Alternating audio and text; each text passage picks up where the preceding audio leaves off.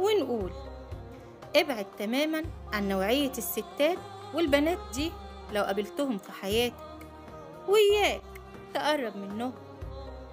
الست أو البنت اللي اتربت بعيدة عن أبوها لأي سبب من الأسباب، سواء أبوها كان متوفي أو منفصل عن والدتها، أو كان مسافر وطلعت لقيت والدتها هي اللي مسؤولة عنها وبتربيها،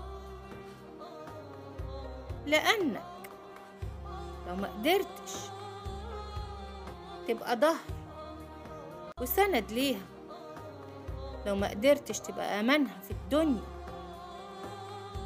لو ما قدرتش تبقى راجل معاها وراجل ليها، تصونها وتحافظ عليها، تعوضها عن اللي افتقدته في حياتها من حنان ومن رعاية ومن حرمانها وفقدانها لأبوها،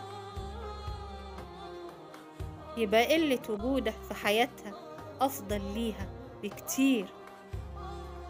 ما تزيدهاش هم على همها، ما تزيدهاش حرمان على حرمانها. يا تكون راجل بجد، يا إما بلاش. شكرا. أقول لكم سلام.